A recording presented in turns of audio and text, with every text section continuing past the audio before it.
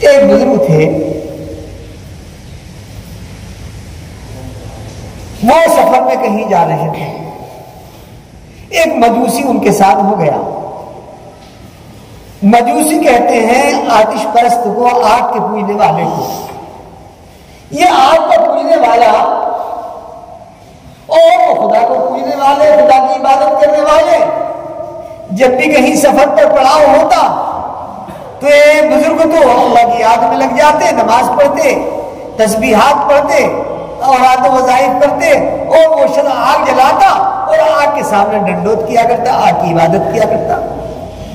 ایک دن انہوں نے کہا کہ بھئی تو آگ کو پوچھتا ہے جبکہ آگ کا جلا کام آپ کا خاصہ جلانے کا ہے، اور میں اس اللہ کی عبادت کرتا ہوں جس کے قبضے میں یہ آگ بھی ہے۔ اللہ کی میں عبادت کرتا ہوں جس کے قبضے میں یہ آگ بھی ہے، یہ پانی بھی ہے، یہ ہوا بھی ہے، یہ آسمان بھی ہے، یہ بارش بھی، یہ ساری دنیا کی چیزیں اس کے قبضے میں ہیں، اور تو آگ کی پوجا کرتا ہے۔ بتا یہ آگ تجھے جلائے گی نہیں؟ آگ تجھے جلا کر کے ضرور رہے گی۔ ان خدا پرست نے، وحدانیت والے نے کہا کہ آگ جلائی جائے جنگل میں، اور آگ خوب تیزی کے شدت کے ساتھ جلائی جائے، لکڑیاں اکٹھی کر کے، اور ہم دونوں کے دونوں اپنے ہاتھوں کو پکڑ کر اس آگ میں کرتے ہیں۔ جس کا ہاتھ جل جائے، جس کا ہاتھ جل جائے سمجھ لو وہ ناحق پر ہے، اور جس کا ہاتھ نہ جلے وہ حق پر ہے۔ وہ تو اپنے وحدانیت پر، اللہ پر اتنا یقین رکھتا تھا، اتنا اللہ پر اپنا اعتقاد رکھتا تھا، اس کے ذہن میں یہ بات راسخ تھی، اس کا عقیدہ یہ پختہ تھا کہ میں ہاتھ آگ میں ڈالوں گا، میرا ہاتھ نہیں جلے گا۔ مہارا آگ جلائی جنگل میں، اور جلانے کے بعد دونوں نے ہاتھ پکڑا، اور ہاتھ پکڑنے کے بعد جو ہے آگ کے اندر کیے رہے۔ کافی وقت تک ہاتھ پڑا، دونوں کا پڑا رہا، لیکن ہاتھ نہ اس کا جلا نہ ہاتھ اس کا جلا۔ ہاتھ دونوں نے ہاتھ نکال لیا۔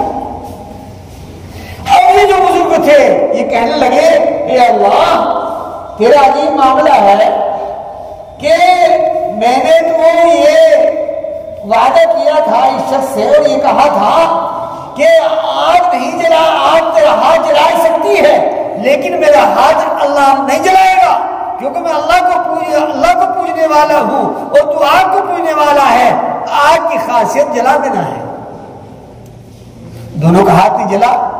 ان کو الہام ہوا اور کشف ہوا، اور کشف ہونے کے بعد انہوں نے گردن جھکائی، اور جھکانے کے بعد اللہ کی جانب متوجہ ہوئے۔ اللہ یہ کیا معاملہ ہوا؟ ہاتھ جلا، دونوں کا ہاتھ نہیں جلا، جبکہ آگ کو پوجنے والے کا ہاتھ جلنا چاہیے تھا، اور ایمان والے کا ہاتھ نہیں جلنا چاہیے تھا، لیکن جو دونوں کا ہاتھ نہیں جلا، ایسا کیوں ہوا؟ تو ان کو الہام ہوا اور کہا کہ تم نے اپنا ہاتھ اس کے ہاتھ میں دے رکھا تھا، تمہارے ہاتھ کی برکت سے اس کا ہاتھ نہیں جلا۔ یہ کتنی بڑی بات ہے، ذرا سوچی ذرا۔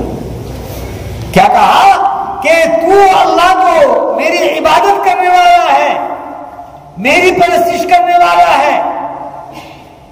اگر ایسا کرتے کہ وہ الگ ہاتھ ڈالتا، تو الگ ہاتھ ڈالتا، تو یہ آگ اس کے ہاتھ کو ضرور جلاتی، لیکن تم نے کیا کیا؟